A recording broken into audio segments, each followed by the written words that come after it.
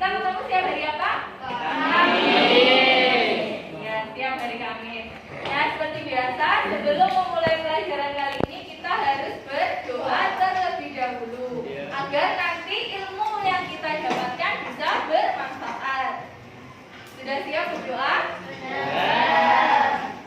Oke, mari kita berdoa bersama-sama menurut agama dan kepercayaannya masing-masing. Berdoa mulai. Mulai pelajaran kita absen dulu ya. Yang tidak masuk siapa? Satria dan Yasmin. Yasmin kemana?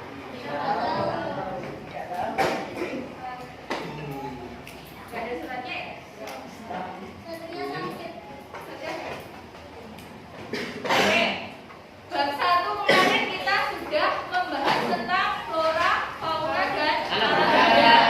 Sekarang di bab kedua kita akan membahas tentang raga hias. Ayo sebelum belajar dibuka dulu buku paketnya bab 2 tentang raga hias.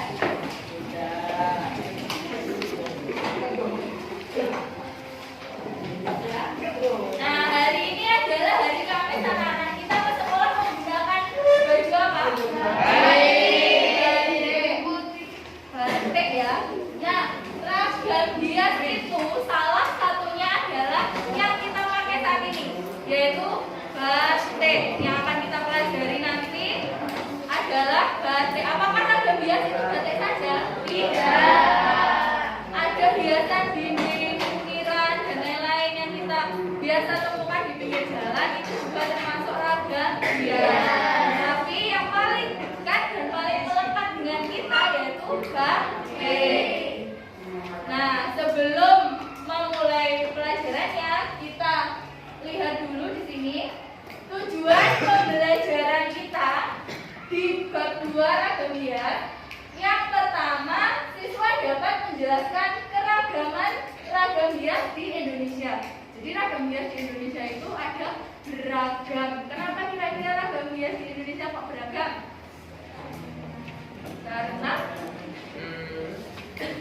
Karena sesuai dengan keanekaragaman daerahnya masing-masing. Misalnya di daerah mana ada yang dari luar kota? Yang dari luar kota Surabaya? Dari luar kota Surabaya? Ada? Nah, kalau gitu misalnya saya, Bu Maria itu asalnya dari Trenggalek. Di Trenggalek itu ada yang namanya Jaranan Tromboyakso.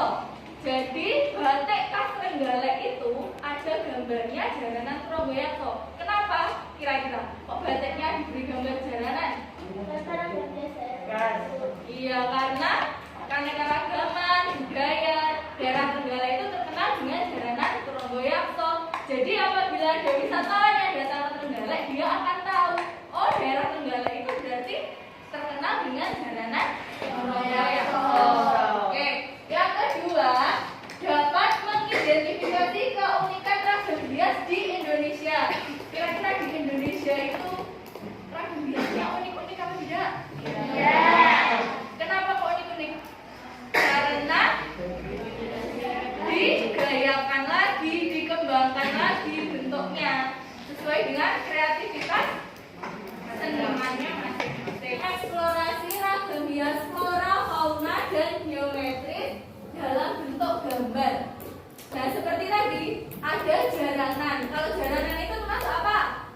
Flora apa fauna? Nah, kan digambar, berarti dieksplorasi.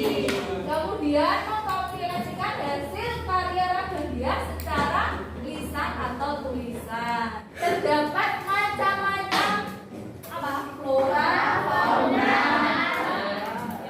Itu yang dijadikan inspirasi dalam membuat ragam hias atau batik. Nah, jadinya kan seperti itu. Tergantung kreativitasnya masing-masing. Itu juga termasuk ragam hias. Jadi ragam hias tidak hanya batik.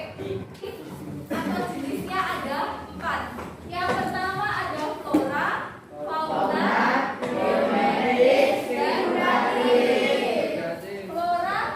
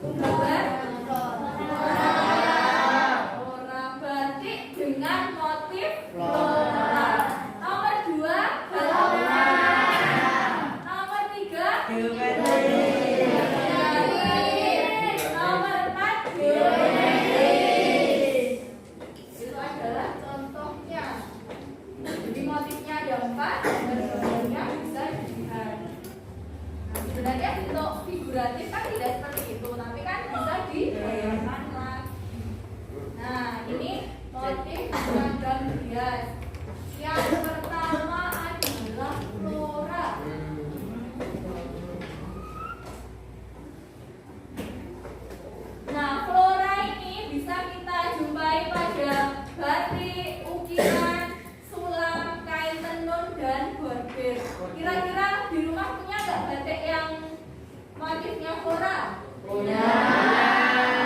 Kalau yang dipakai sekarang kira-kira bentuknya apa? Geometris.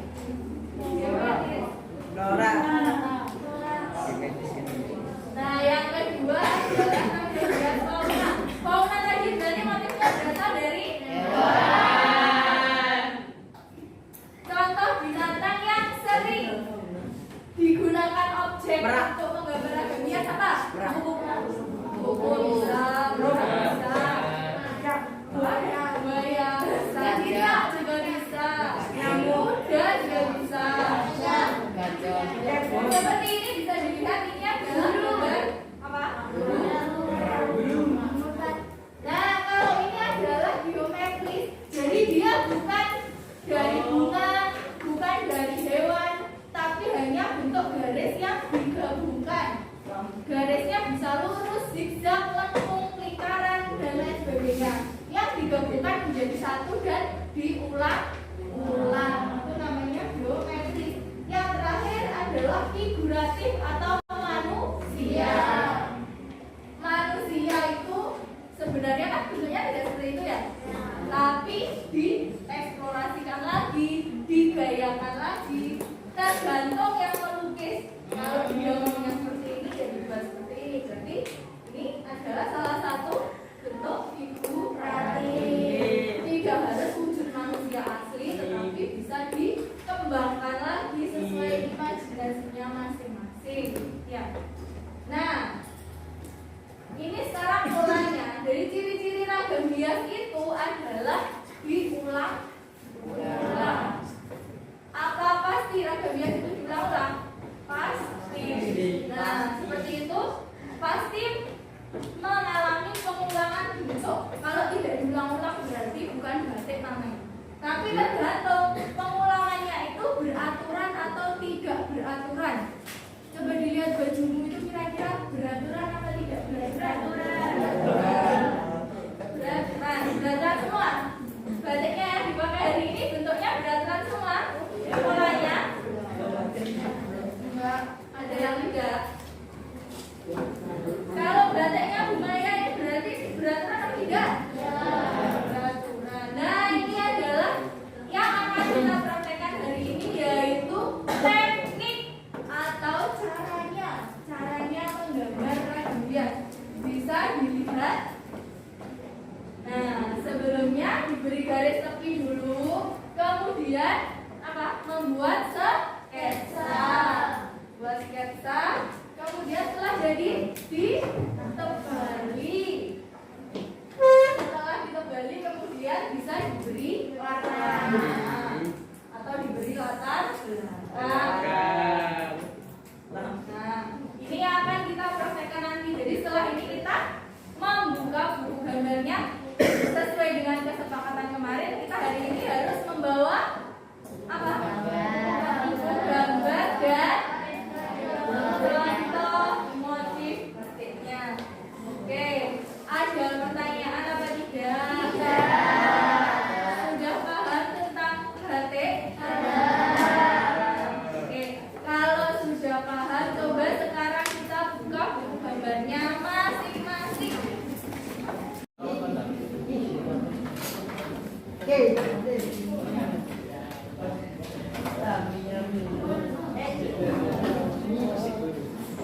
Nah, ini adalah salah satu bentuk ragam hias dengan motif geometris dengan pola penyusunan yang diulang-ulang secara teratur.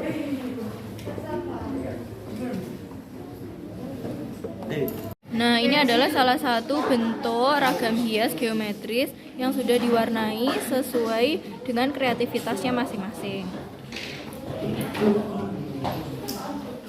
Nah, sekarang pelajaran hari ini sudah selesai. Jadi sampai mana progresnya masing-masing? Sudah jadi atau belum? Oke, ada yang sudah, ada yang belum. Karena kita deadline-nya 2 minggu, jadi yang belum selesai bisa diselesaikan minggu depan di sekolah dengan syarat sudah harus dikumpulkan semuanya. Oke, sekarang karena sudah waktunya jam pulang, maka kita tutup dulu pembelajaran hari ini. Semua bukunya bisa ditutup ya. Bukunya ditutup terlebih dahulu. Sebelum mulai kita harus ya, karena kita meninggalkan kelas harus dalam keadaan bersih. Kita masuk bersih, keluarnya juga harus bersih. Oke, bisa dimulai sekarang ya kita berdoa. Sebelum pulang, marilah kita berdoa sesuai dengan agama dan kepercayaan masing-masing. Semoga pelajaran yang sudah kita pelajari hari ini bermanfaat untuk semuanya. Ya.